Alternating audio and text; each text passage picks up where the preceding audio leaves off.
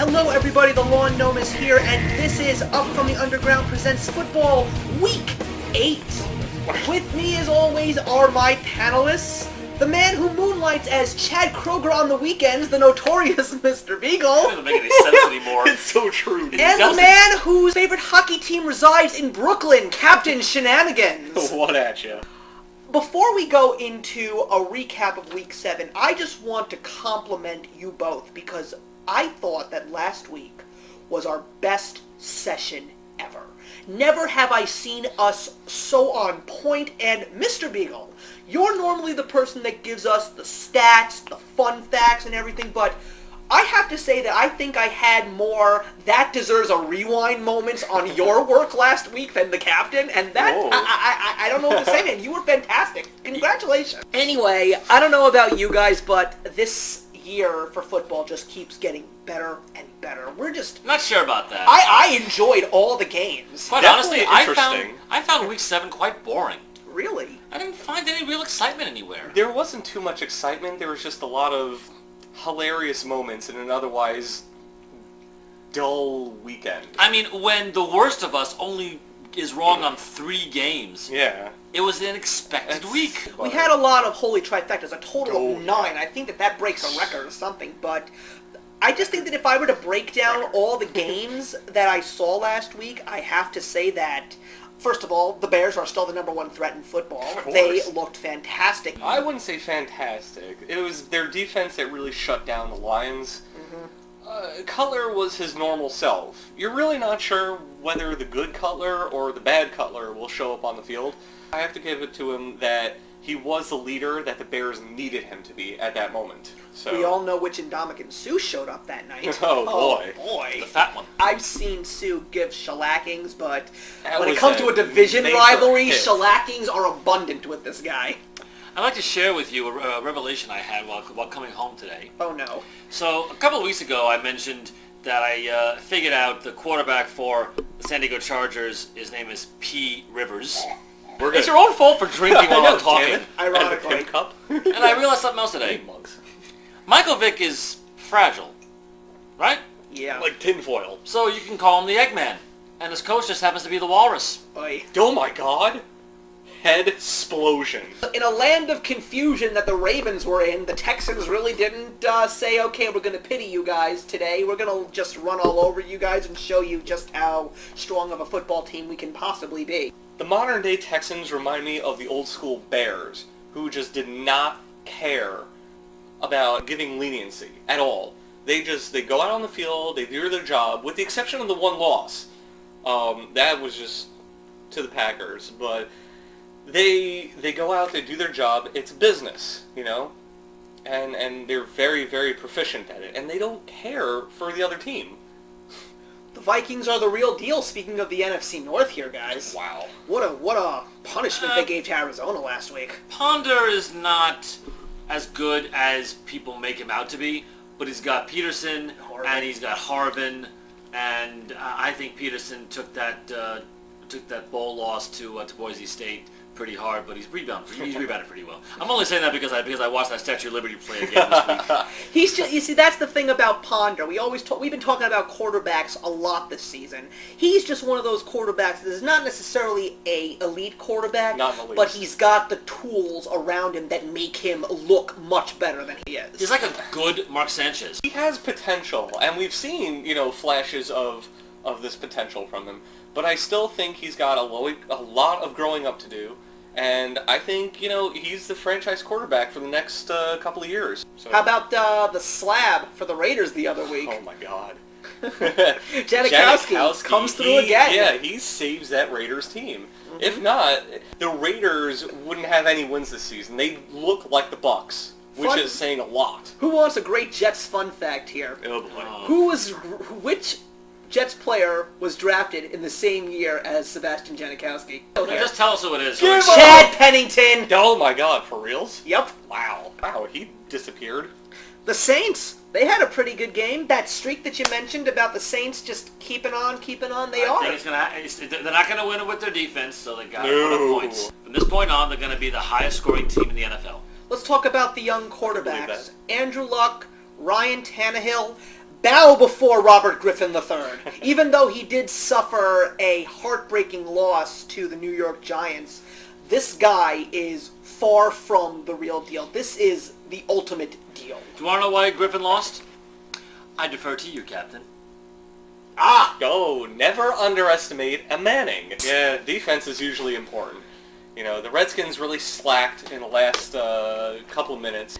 Eli Manning has more winning drives than what? I think he has a record for most winning drives in a career. Steve Young. Steve Young.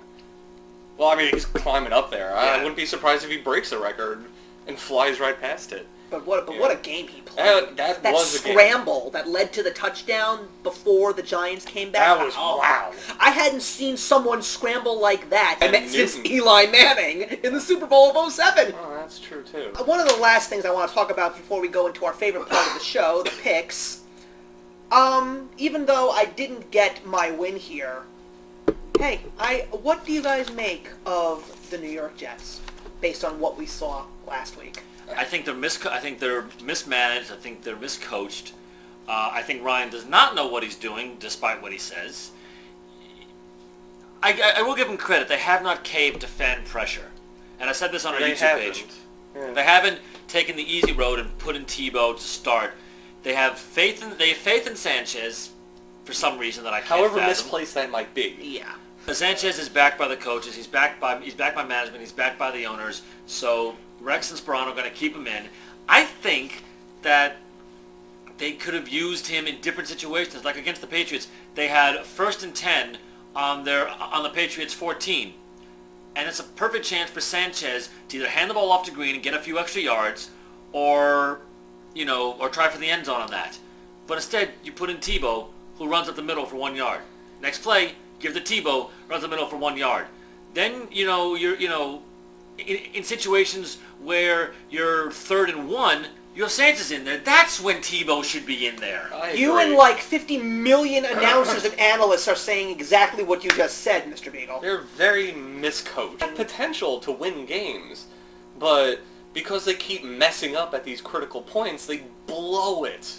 And I would say in a hilarious fashion if I weren't a Jets fan myself. And I think one of the funniest things was what they said about Tebow. The Jets only got him to basically go to the media and say, we got Tebow. And that's pretty much all he's there for. I feel like they really are underusing him. Like you said, Mr. Beagle, there are points where he can be used to their advantage. The problem is they just don't. I will say this. I still stand by my rhetoric by saying that Tebow will not be an NFL quarterback for much longer. Quite honestly, I think he'd make a really good middle linebacker. Middle linebacker? If you watch him run, he is slow. He doesn't have fast moves. He doesn't run very fast. And quite frankly, he doesn't power through as much. The threat of him should be what the Jets do. It's the threat. It shouldn't be about actually utilizing him. Just the threat of him. Have him throw. Have him, do a double around on a reverse. Use him as a threat more than an actual player. Well, let's see what happens this week, because we have another great week of football ahead of us. So, of course, before we go into our picks, Captain, station identification, please. All right. Faithful viewers, listeners, viewers. Sure. Anyways, you are watching Football Goulash. So for all of you wonderful people out there playing your fantasy football, my co-host slapped it up, if you have anybody on these following teams: the Baltimore Ravens, who deserve a bye week more than anybody else this coming week; the Buffalo Bills, who probably deserve it a little bit more; the Cincinnati Bengals, and the Houston Texans, keep those players on your fantasy team on the bench. They are on bye week. So, this week, we do have a belt. And it goes to the notorious Mr. Beagle, although we all had, as he said earlier, a pretty decent week as far as our picks. Oh, yeah. So, as of now, no one is in last place, thank goodness. We yeah, have... You both are in last place. Oh, we're tied for second. Second is good. Yeah, there's a difference. We are the number one losers. No one's lost ahead of us. Yeah, no one. So we've got Mr. Beagle at 57 and 47, and we've got myself and the great Captain over here at 56 and 48. Yeah. So let's go to our picks, and let's start, as always, with the Thursday night game. the Tampa Bay Buccaneers versus the Minnesota Vikings. Who wants this first? Fine. This is actually a runner-up for my toilet bowl of the week because the Vikings are just going to steamroll these Bucs into the turf. It's going to be no contest. The Bucs may look like they're going to put up a fight, but the score at the end is going to say differently. Minnesota. I don't even think I have to explain it. Oh, you Tampa poor Bay looks Buccaneers good fan. against terrible teams. Yeah, but they are a terrible team. That's what. Well, then they're a less terrible team than the others. Oh, man. Well, Tampa Bay does look good if they're not wearing their creamsicle jerseys, that's for sure. But, yeah, I agree with you guys. I feel that Tampa Bay is looking like they're going to put up a fight. Maybe they'll lose the game by one possession, most likely one or most likely two or more. But the Vikings are the real deal. The NFC North is looking so strong. Even Detroit. I will say even Detroit. So I am giving... The only one saying even Detroit. I think so, yeah. So let's go to the Sunday games, and we're going to begin with the Carolina Panthers against the Chicago Bears. The Panthers are going up against the number one threat in the NFL, so as far as I'm concerned, the Bears, Soldier Field, win. Bears. Yeah, this shouldn't be a contest. Cam Newton... He's going to eat turf. Yeah, he's going to... Oh, boy. 2 more picks for Charles Tillman. He's going to get his share of chlorophyll intake on Sunday, so yeah. Let's go with the next game, the San Diego Chargers against the Cleveland Browns. I'll take this one first, guys. Sure. If Trent Richardson is out, because last week he didn't look so hot. If he ain't in, the Browns got nothing on the Chargers. The Chargers are coming off a bye week. They are hungry for a win because of the fact that they suffered a loss the week before their bye. And again, it's just that mentality that they have, and they're going to have it all season long. Everybody's job is on the line. So everyone is going to play like it's their last day on the job. The win's going to P. Rivers and the Chargers. I agree San Diego's going to win this. Not just because they lost right before the bye week. They lost 2 in a row right before the bye week. Both of them very tough losses. So, Indeed, yeah. I mean, San Diego, they've got the offense. They've got a good defense. They just got to bring it together. And I think they will against Cleveland. Cleveland's not that put together very well. They did get Hayden back, so they got a little better on defense, but it's still not going to be enough. I have to say this. Browns, you betrayed me last week, and I dislike you for that. The Browns are injury depleted where it matters most, and the Chargers, despite being one of those teams where you don't know whether the good Chargers or the bad Chargers are going to show up, it won't even matter if they're the bad Chargers because the Browns are that much worse. Chargers win. So, of course, we're going to my coin flip of the week for the next game, and I'm going to let you guys tackle it first. The Seattle Seahawks versus the Detroit Lions. Mr. Beagle, take it. Detroit, how can I put this? They showed good chemistry towards the end of the game against the Bears on Monday night. And I think if you bring it together for the entire game at home against a Seattle team which is either there or they aren't there, then I think Detroit is going to come through. I have to agree with what you said with much sadness in my heart because the Seahawks are there solely to screw up your day, and I dread picking the Lions only because I know the Seahawks are going to put up a bigger fight because I'm sure the entire organization listens to our wonderful show. I'm still going to pick the Lions because I don't think that the Seahawks can keep up with the Lions when they're on their game. And I think they'll keep up. I think they'll be able to do it. So, Detroit. Mr. Eisenhower, will you please do me the honors? So we're going to do what we always do when it comes to coin flip of the week. And of course, if it's Seattle in the game, it's my coin flip. So the away team is going to be heads as always, and I'm giving that one to the Seattle Seahawks. And the tails, of course, is going to be the home team, the Detroit Lions. We flip. Seahawks. Oh! So far, I am 2-0 since I dedicated my Seahawks pick to this coin flip. So, who knows? Well, I don't like the sound of them apples, Will. Let's just put it this Do it way. now. Let's just put it this way. At least we got some diversification here, finally, after 3 trifectas. So on that note, we're going to break away from the picks. I'm excited to know what your stat of the week is going to be. So for now, Mr. Beagle's coming at you with a little get on the boat and get off the goat. Good morning, good afternoon, good evening, or whatever time it is by you. I am Mr. Beagle, and this is Get on the Boat, Get off the Goat. This week's episode, we focus on the highs and lows of the NFL in Week 7. I'm actually going to go in reverse today. I'm going to go with the GOAT first. Wow! Because, I couldn't quite settle on one thing for the GOAT until I realized what I was watching on Sunday. The Jets-Patriots game. You gotta be kidding me, really? The Jets-Patriots game? Jets-Patriots game. What I saw in that game was two teams fighting for first place, fighting to break out of a slump that both teams are in, let's be honest. Neither showed that they were a good team. The Patriots gave up a 13-point lead. The Jets couldn't hold it. The Patriots couldn't hold it. Captain, after all those beers, you couldn't hold it. Oh, man. It was just mind-boggling how awful that game was played. The passes were not crisp. The runs were not good. The special teams was terrible. It was so painful to watch, I couldn't even stay this to the end. I don't want to watch another game like that again. That was the toilet bowl of the week. Huh, who figured? Now, this week's boat is quite interesting. Unbeknownst to most of our viewers, I'm an avid Jets fan. I'm kidding. Everybody knows that. I'm actually going to MetLife Stadium this upcoming Sunday to see the Dolphins. Ooh. The Dolphins play the Jets. And a few things are happening that day. One, it's the Dolphins-Jets, which is always a good game. Two, they are going to retire Dennis Bird's number at halftime. In case you don't know, on November 12th, 1992, Dennis Bird was going for a sack against a Kansas City quarterback, and the quarterback stepped forward, and Bird literally ran into his own man and was paralyzed from the neck down.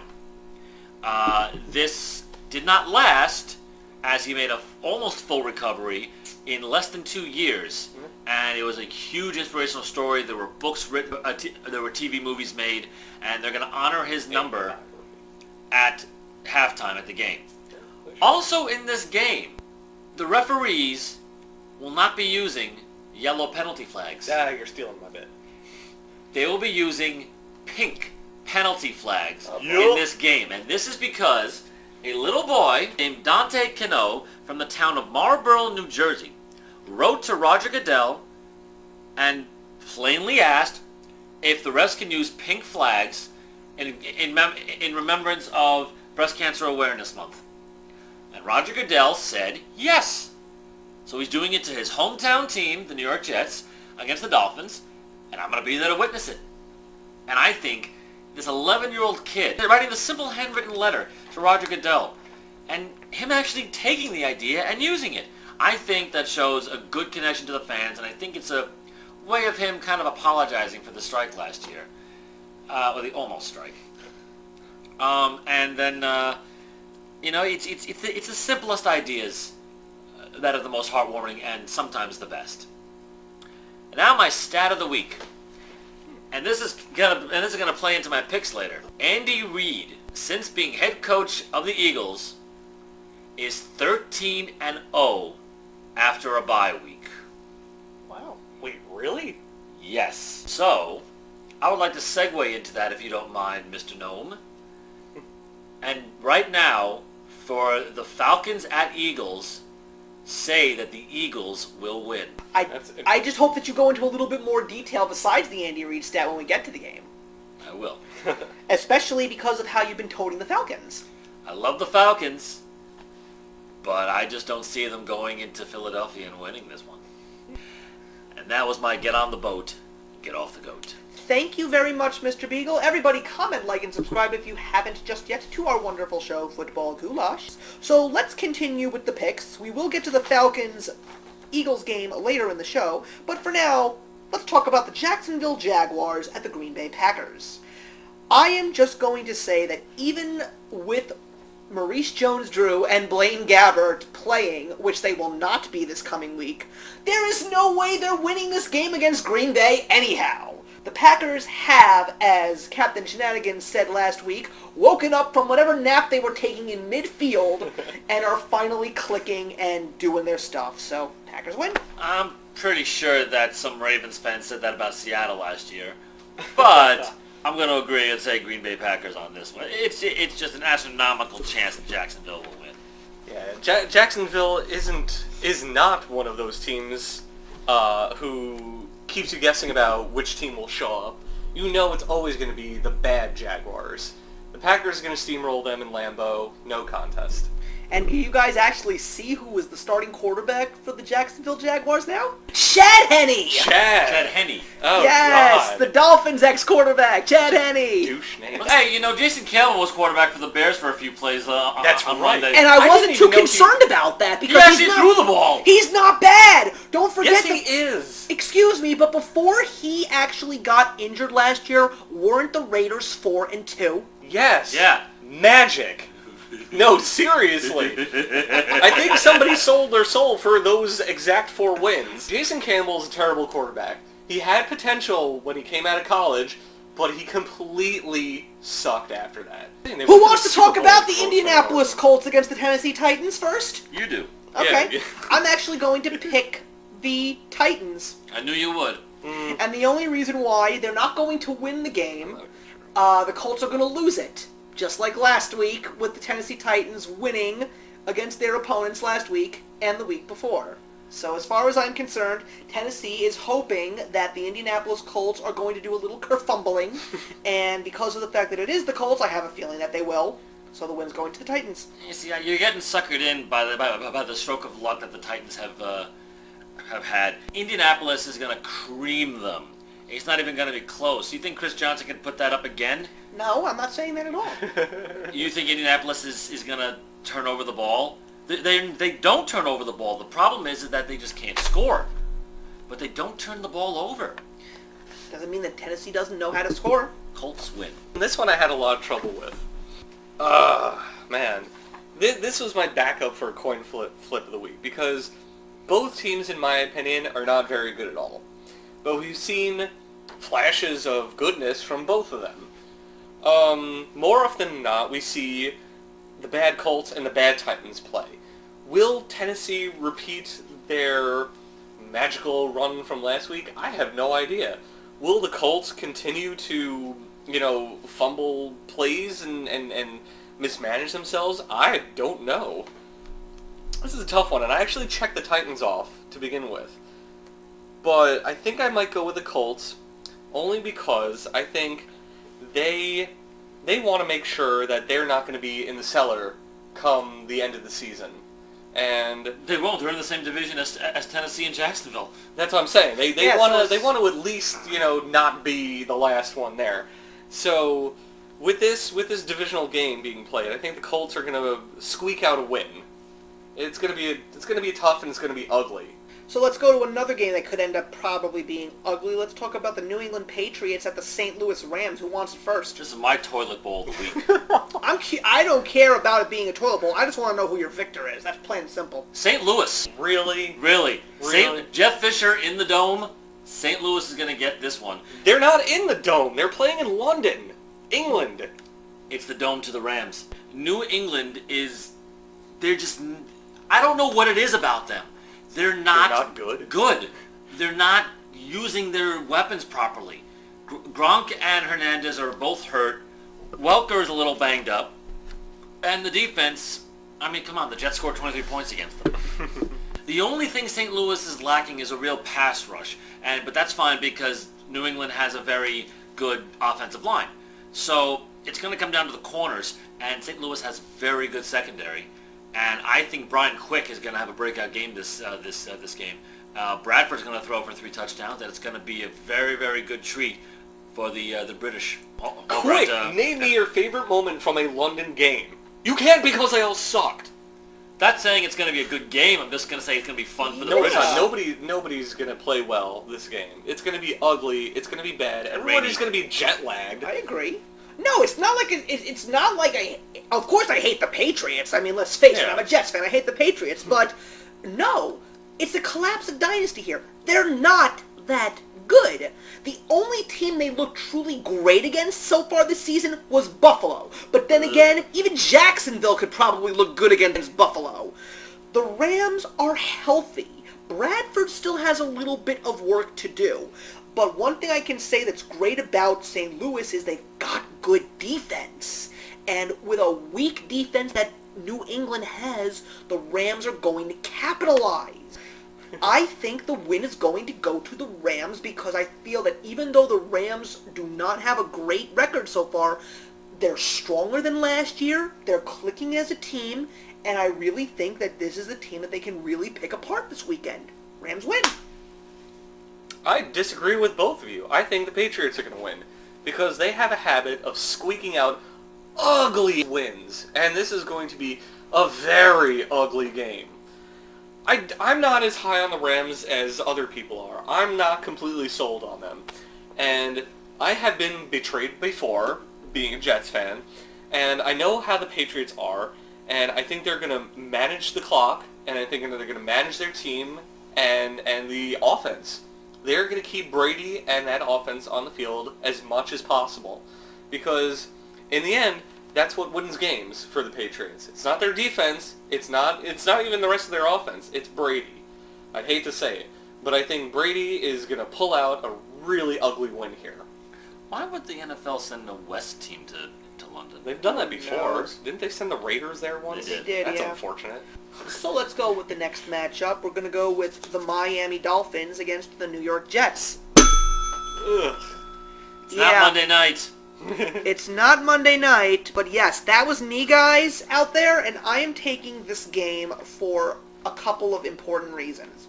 One, I am a diehard Jets fan, and even though a game like the Patriots versus the Jets is a great game to watch, the better AFC East matchup game is always the Jets versus the Dolphins. We're going back to MetLife Stadium. We got a win in Miami with a squeak. But here's what I'm going to say. Based on how the Jets performed, they want to go into the bye week at 500. The Dolphins are coming to them. Rex Ryan knows it. Even Sanchez knows it. The entire fan base knows it. No, we're not losing this game. We're not losing to Miami. Now, do I believe in Tannehill? Absolutely. He's shown tremendous feats as a rookie quarterback this year. He's one of the better rookies in the entire league this year. Not as good as RG3. But it will be a good game from the Dolphins as well. But the Jets, knowing them and knowing what's at stake, just like last week, they will not let it happen. They will not let this victory pass them by. Jets will win. I'll agree with you, but not for the reasons you said. I think the Jets have to prove to themselves that they're capable of winning games, even against teams that aren't so good like the Dolphins. They have Tannehill and they have Hartline, and they're both pretty good players, and you know what? Later on in the future, they're going to do pretty well in the NFL. But this is not the Dolphins' time, and I think the Jets just have a bigger drive to prove it to themselves, not to the rest of the world. I think this game is going to be more internal, so Jets squeak out another win. The main passing attack for the Dolphins is their wide receivers. I'm going with the Jets on this one. Miami's main attack has been the ground game with Reggie Bush and short passes to Anthony Fasano and then long passes with Brian Hartline.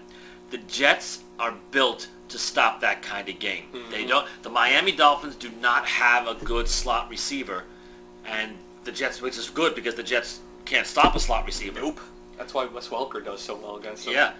And that's why Andre Johnson always does well against them. Yep. So it's gonna come down to the Jets safeties stopping and stopping the wide receivers from running the routes, and also if the pass is coming in, hitting those receivers hard so they drop the ball.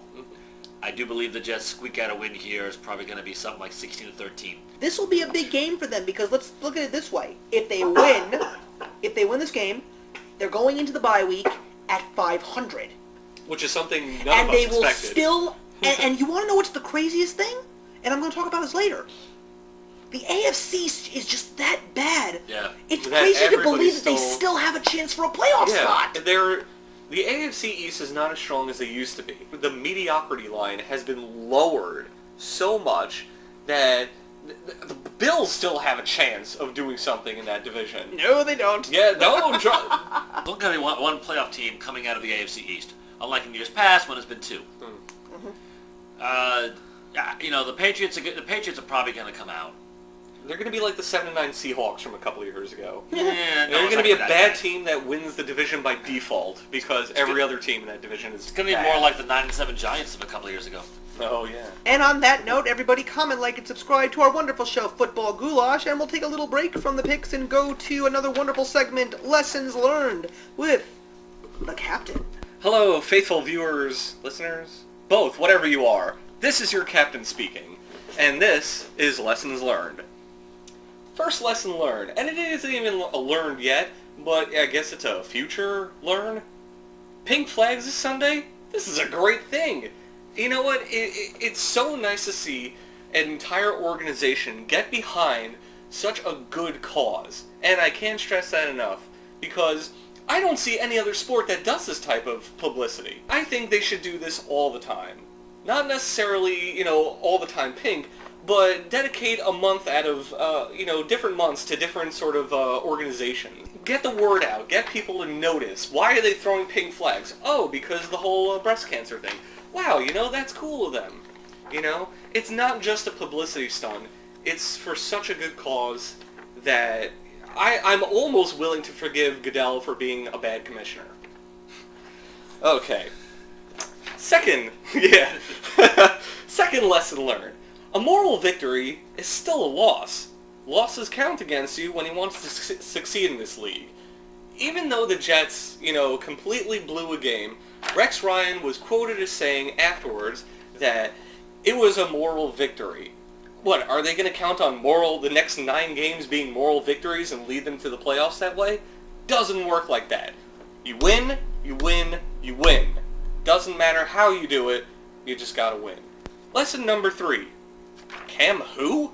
RG3 makes losing look good, but will it last? I'm not sure, because Cam Newton last year looks like RG3 this year, except on a better team. I still have hopes for the both of them, but right now, Cam Newton is looking like a major league loser, while RG3 has my vote for Rookie of the Year. Lesson number 4. Panthers just fired their GM.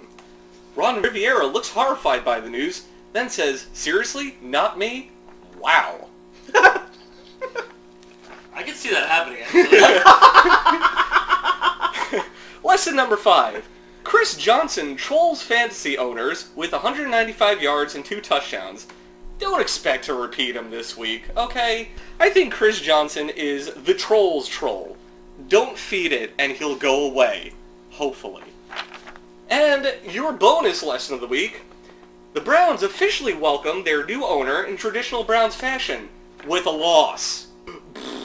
I've given up on the Browns, and I think everyone else should also, including those poor new owners. Did you know what you were getting yourselves into? Oh. Anyways, that was your captain, and that was Lessons Learned. Thank you.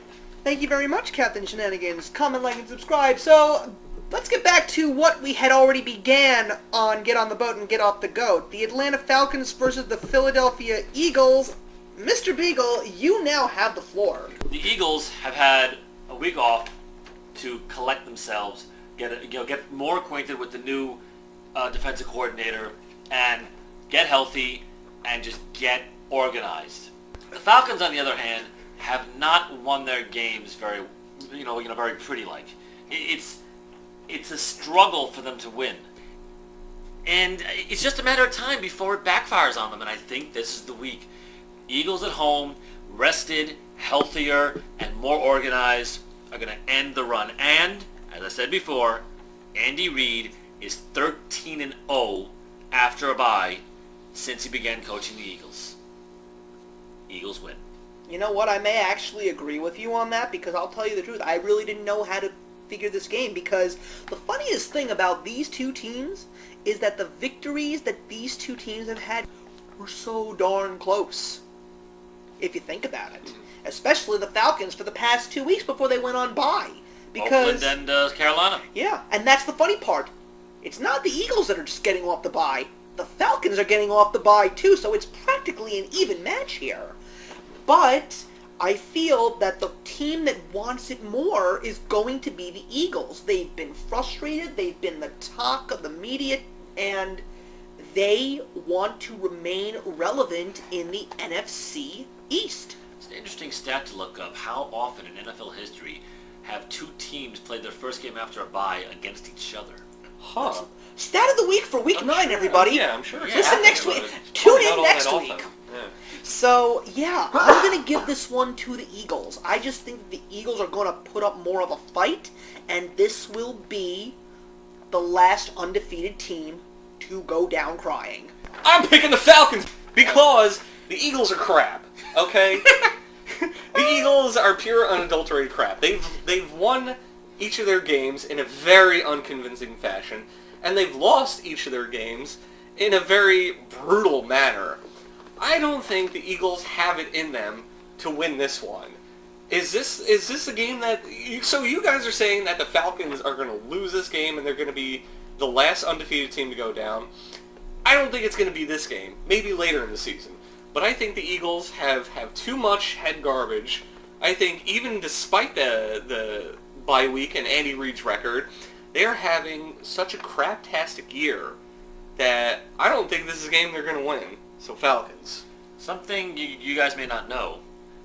It's Asante Samuel's homecoming after being pretty much Dumped out of Philadelphia. Yeah. He's going to be right. over-eager to impress them. He's going to smack everybody. He'll be called for penalties. Oh yeah, of course, but that's not going to stop him because he's going to keep smacking. It's going to hurt the Falcons. Let's go with the next game, the Washington Redskins against the Pittsburgh Steelers. This is Mr. Beagle, and this is my game of the week. This is going to be a slugfest. It's going to be 80 points scored in this game. Wow. Sound like you're from Brooklyn. Very high-powered offenses just going at it. Gridiron helmet to gridiron helmet. Two very, very different quarterbacks. Although, Roethlisberger is pretty good when he's outside the pocket. Oh, he's awesome. He's actually better outside the pocket than he is inside the pocket. That's true. So here's the question. Even with Palomaro out, they got Mendenhall, they got Redmond, they got the rest of the defense back, and the Redskins have arguably the best linebacker in the game right now in London Fletcher, who is going to put an end to the run game of Pittsburgh and force Roethlisberger to throw. RG3 is going to throw and run. Roethlisberger is going to throw and run. This is going to be a game of quarterbacks. What are they going to do? Are they going to hand off? Are they going to throw? Are they going to run? Guarantee you, neither of them will hand off very often. It's going to be a lot of throwing, a lot of quarterback running. Both quarterbacks might even get over 50 yards on the ground. It's going to be that kind of game. But who gets the victory? Ooh, I mulled over this. One. I mulled over this for a long time. This is another potential coin flip, but I don't do that. Yeah, he plays Madden. I'm gonna go to. I'm gonna take the home field advantage here, and I'm gonna say Pittsburgh wins. I think they've got a slightly better defense. I think their offense is a little more high-powered. The receivers are definitely better than the Washington receivers. RG3 though, I think will have more fantasy points than Roethlisberger does. If you understand what I'm talking about here, He's gonna have more yards, possibly more touchdowns. Maybe he'll even run for one.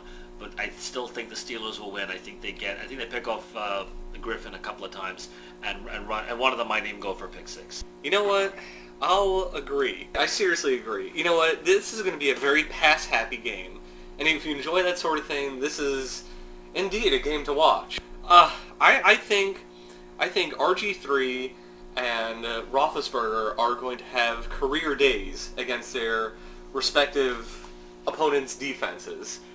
But I think the Steelers, because they have the home field advantage and because they have all those jerky Steelers fans in the crowd, I think they're going to squeak out a win here. It's not going to be...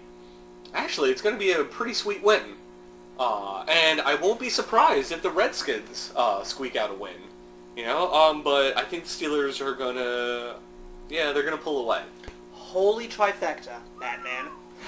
I'm going to go with the Steelers here. It's going to be an awesome game.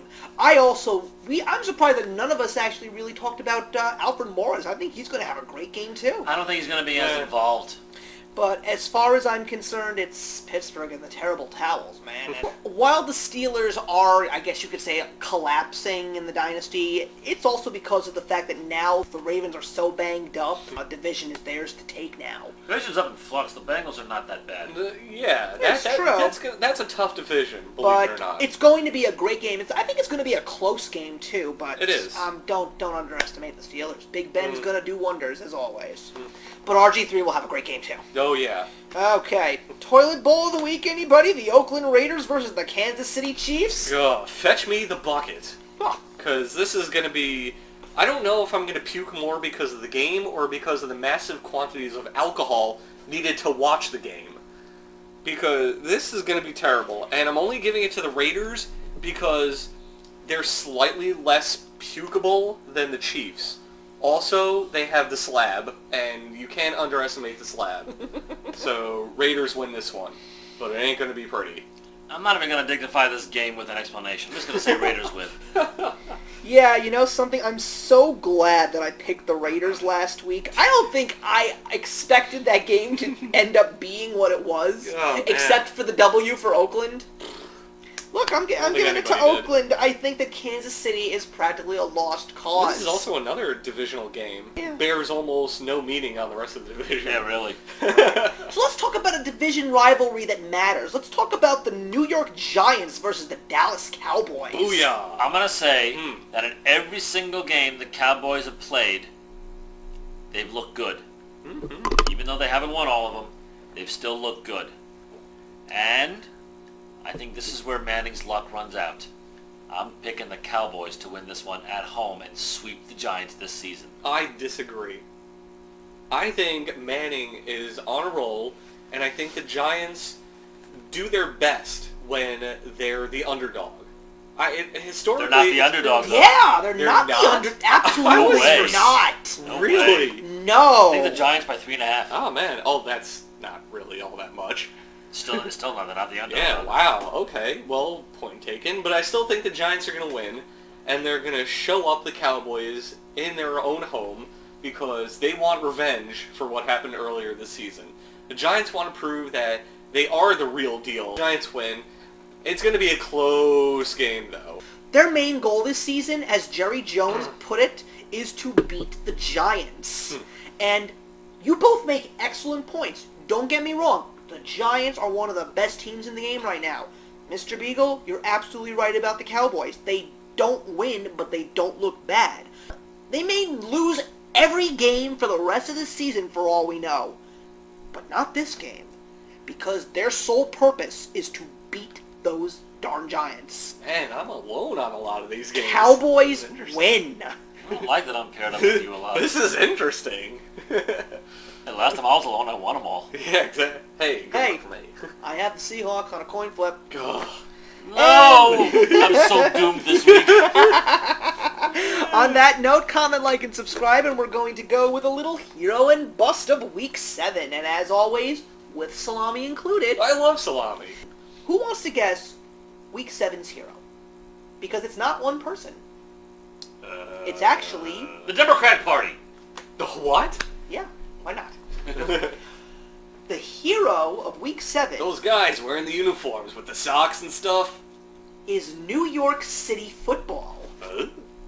Whether your team won or lost this past Sunday, you cannot deny that these two teams gave great efforts and played two of the most entertaining games of the week. Eli Manning showed that he plays well, even on a bad day. Yet, while the line goes, never underestimate the power of a Manning, RG3 definitely did his homework. So did Victor Cruz. He won the game with the longest touchdown pass in the final 2 minutes of a game in Giants history last week. As far as the other New York City team, say what you will, a loss is a loss. And yes, I'm going to add this. Captain Shenanigans did say that a moral victory is still a loss. But it was a moral victory. But let me ask you all a crazy question. Did any of you even believe that this game would be what it was? Did you expect an imperfect Brady? Did you expect an unshakable Patriots defense? Did you even expect this game to go into overtime? If you said yes, you are a horrible liar. Yes, I picked the Jets to win because I knew they had a shot. Oh sure, they still have a lot of work to do on this team, but for someone who blasted them before the season began and practically ate his words after week 1, there is a winning machine somewhere in this team, and they proved it on Sunday. They do have the cogs to make it run, yes, even without Revis and Holmes. With how the entire AFC is right now, the Jets still have a shot at playoff contention. Honorable mentions. RG3, of course. Adrian Peterson, the Houston Texans, and the slab himself, Sebastian Janikowski. The bust of Week 7 is New York State football. This is why you have a stadium built right next door to a barn. They are, without a doubt, the worst team in the NFL. Why not the Kansas City Chiefs, you say? Well, let's take a look, shall we? The Bills have wasted away all of their money on a quarterback and a linesman who never show up. Fred Jackson had one of the best games of his career. Brad Smith returned an 89-yard kickoff return to practically seal the win. Yet, they found a way to lose to none other than Tennessee. Really? 3 out of their last 4 games have resulted in a comeback win for the opponent. Forget, boy, I love losing Super Bowls. The Bills are now officially BILFD. That is BILLFD, and that stands for Boy, I Love Letting Fans Down. Snap. Wait, we should trademark that. Dishonorable mention, Cam Newton, and collectively, the New England Patriots and the Tampa Bay Buccaneers. Not for the games or how they played it. Guys, enough with those lousy retro jerseys. Seriously, New England, they changed your logo for a reason because it looks like something that really should not be shown on television. And as for you, Tampa Bay, I need to make this clear. Television is in high definition now. Those creamsicle uniforms were practically burning my retinas. Please stop. And that is Hero and Bust. Moving on to the Sunday night game, the New Orleans Saints against the Denver Broncos. This is your captain speaking, folks, and I'm telling you that Saints and Broncos is going to be the game of the week. Why, you say? Because Redskins and Steelers games being pass happy, this one is going to be very pass happy. Peyton Manning has so much juice left in his container, he's gonna make short work of the Saints defense, as most people have done this season. But Drew Brees is still Drew Brees, and he is gonna make a mockery of the Denver Broncos defense. I can almost guarantee it. This is going to be a very high-scoring game, and that's always fun to watch. And it's going to be back and forth, too. Only problem is, I don't know who's going to win this one. Again? So, yeah, I think my game of the week is also my coin flip of the week. Oh my god.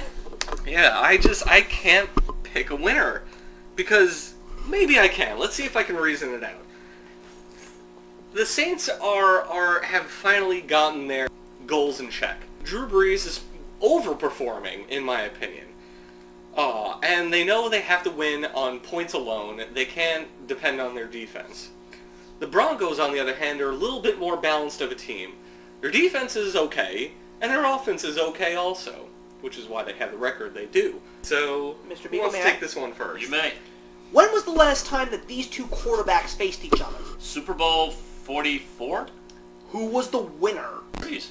So who do you think wants this win more? Manning. Mile High Stadium. Two great teams against one another.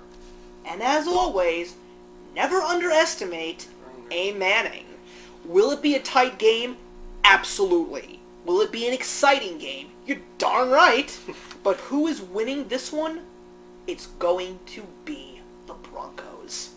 These are two teams with two very high-powered offenses. They're both going to score a lot of points. But Denver's got a better defense. They got Von Miller. So I'm going to give this one to the New Orleans Saints. Oh, really? They have a better offense. They got Decker and they got Stokely.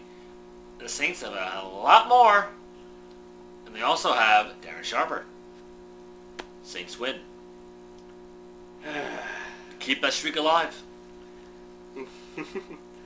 Man, I think after hearing both of your arguments, and they're both very valid arguments, I think the Saints are going to pull one out of the magic hat, simply because this is the whole point of the game, they're going to score way more points than Manning can keep up with. It's going to be a quarterback's duel, and I think Breeze is going to come out on top for this one. Saints win.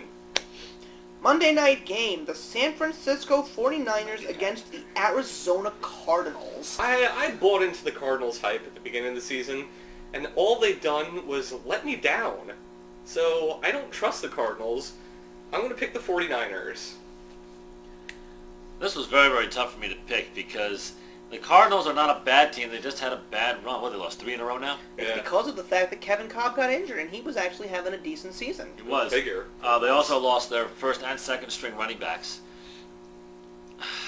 And Peterson has not really done anything on the defensive side or the special teams. I got to go with the 49ers just because they've got such an explosion of offensive potential. Explosions. I agree. Everybody loves explosions. I agree. It's going to be the 49ers, but I will say one thing about the 49ers. They're not all that they're cracked up to be this season.